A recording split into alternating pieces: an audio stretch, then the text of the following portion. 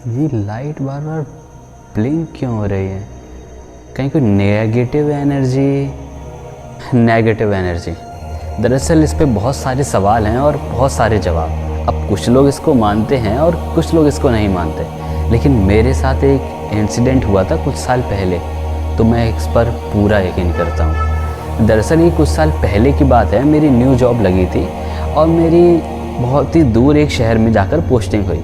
अब उस शहर में मैं किसी को जानता नहीं था, तो मैंने ऑनलाइन अपने ऑफिस के कुछ साथियों से बातचीत की, तो हम लोगों ने वहाँ पर एक फ्लैट रेंट पर लेने का तय किया। तो कुछ समय बीता और मैं उस शहर में पहुँचा और मेरे दोस्त भी आए, तो हम सब ने मिलकर एक फ़्लैट ढूंढा और उसको रेंट पर ले लिया। अब 2 दिन में हमने सारा फ्लैट सेट कर दिया था और कुछ दिन हमें वहाँ के लोगों और माहौल को समझने में लग गए। अब फिर से वही ऑफिस का डेली रूटीन शुरू हुआ, ऑफिस जाना, ऑफिस से वापस आना, तो यही सब चलता रहा। और फिर कुछ दिन बाद आया वीकेंड, जिसका हर ऑफिस वाले को बेसब्री के साथ इंतज़ार रहता है। अब सैटरडे का दिन था, रात के तकरीबन 10 बज रहे होंगे। हम सारे दोस्त साथ में बैठे हुए थे, तो उतने में ही एक दोस्त बोला कि तुम्हें पता है, यहाँ पास में ही एक रेलवे स्टेशन है जो कि काफ़ी टाइम से बंद है और वहाँ कोई भी आता जाता नहीं है, और जब भी ट्रेन वहाँ से गुजरती है, यात्री अपनी सीट से उठकर दौड़ के जाके सारे खिड़की दरवाजे बंद कर देते हैं। ऐसा माना जाता है कि अगर कोई भी खिड़की दरवाज़ा खुला रहा तो कोई नेगेटिव एनर्जी ट्रेन में एंट्री कर देती है। पर ये बात सुनकर सारे दोस्त ज़ोर ज़ोर से हंसने लगे, लेकिन मुझे इस चीज़ पर बहुत ज़्यादा इंटरेस्ट आया और मैंने मन ही मन तय किया अगले वीकेंड को उस स्टेशन पर जाने के लिए। तो ये वीकेंड ख़त्म हुआ, मंडे आया, ऑफिस का डेली रूटीन शुरू हुआ, लेकिन इस बार एक एक्साइटमेंट मेरे अंदर थी ये वाला वीकेंड आने की। तो धीरे धीरे समय गुजरता गया और फिर आया सैटरडे।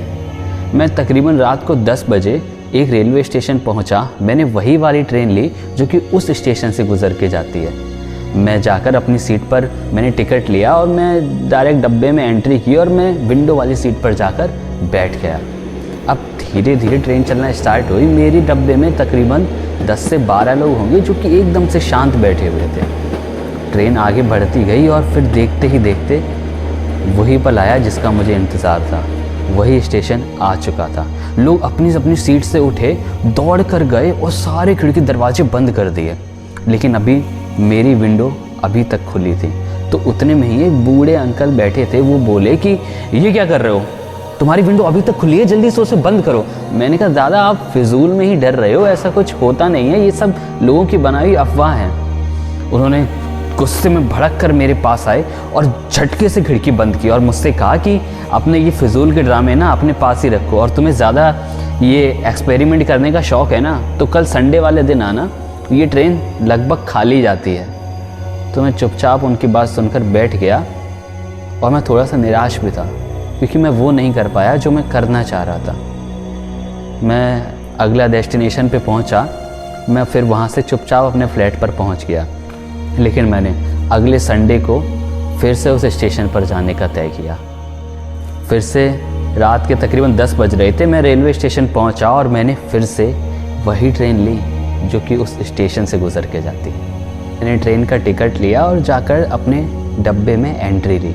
इस बार वो डब्बा पूरी तरह से खाली था, उस डब्बे में कोई भी नहीं था। मैं चुपचाप जाकर अपनी विंडो वाली सीट पर बैठ गया और बेसब्री से ट्रेन के चलने का इंतज़ार करने लगा। जैसे ही ट्रेन आगे बढ़ी, मैं दौड़ कर गया और मैंने सारे खिड़की दरवाजे खोल दिए, क्योंकि मैं हर वो चीज़ फील करना चाहता था जो भी मेरे दोस्त ने बताई थी। फिर मैं जाकर अपनी सीट पर बैठा और फिर धीरे धीरे ट्रेन आगे बढ़ी और मुझे बेसब्री से इंतज़ार था उस स्टेशन के आने का। और कुछ ही समय बाद वो स्टेशन आया। मैं अपनी सीट से उठा और दौड़ कर जाकर दरवाजे के पास खड़ा हो गया, उस स्टेशन को पूरी तरह से ठीक से देखने के लिए। वो स्टेशन पूरी तरह से अंधकार में डूबा हुआ था।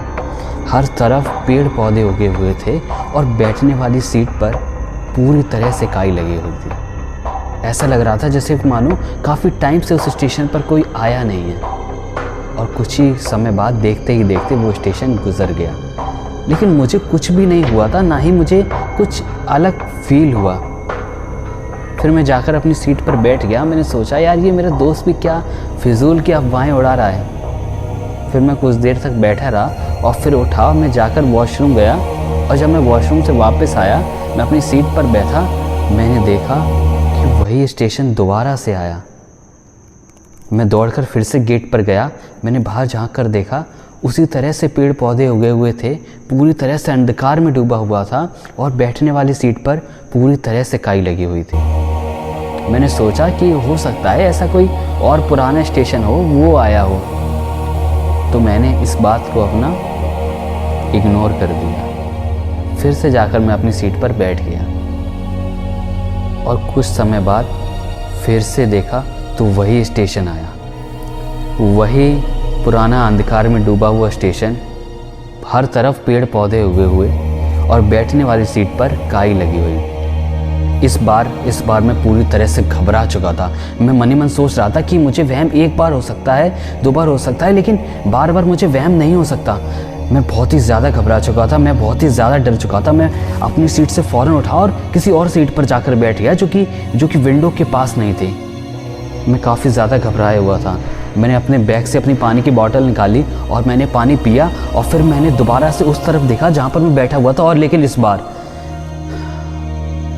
वहाँ पर एक लड़की बैठी हुई थी। मुझे लगा कि यार हो सकता है कोई लेडीज़ दूसरे डब्बे से आकर वहाँ बैठ गई हो, ऐसा पॉसिबल है, ये ऐसा ही हुआ होगा। हाँ, तो मैंने इस चीज़ को भी इग्नोर कर दिया।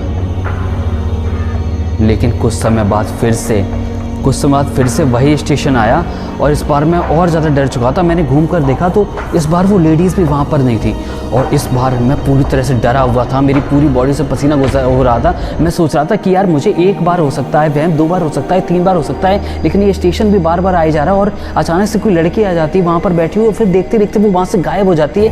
ये वहम नहीं हो सकता, ये मेरा वहम नहीं हो सकता। मैं बहुत ज़्यादा डर चुका था और इतने में ही पीछे से एक आवाज़ आई, बहुत शौक है ना तुम्हें इस स्टेशन को घूमने का? लो, अब जितनी बार तुम्हारा मन करे उतनी बार इस स्टेशन को देखो। मेरी हिम्मत नहीं हुई पीछे मुड़कर देखने की और मैं वहीं फ़ौरन बेहोश हो गया। काफ़ी समय के बाद मुझे होश आया तो मैंने खुद को डेस्टिनेशन स्टेशन पर पाया। चारों तरफ से भीड़ ने मुझे घेरा हुआ था। उस भीड़ से मुझे पता चला कि दरअसल काफ़ी समय पहले वहाँ पे एक एक्सीडेंट हुआ था जिसमें एक लड़की ट्रेन पर चढ़ने की कोशिश कर रही थी और वहाँ पर बहुत ज़्यादा भीड़ थी। गलती से उस लड़की का पैर फिसला और वो पटरियों पर जाकर गिर गई। उसे किसी ने भी बचाने की कोशिश नहीं की। तब से जब भी वहाँ से कोई ट्रेन गुज़रती है तो वो लड़की उस ट्रेन में एंट्री करने की कोशिश करती है।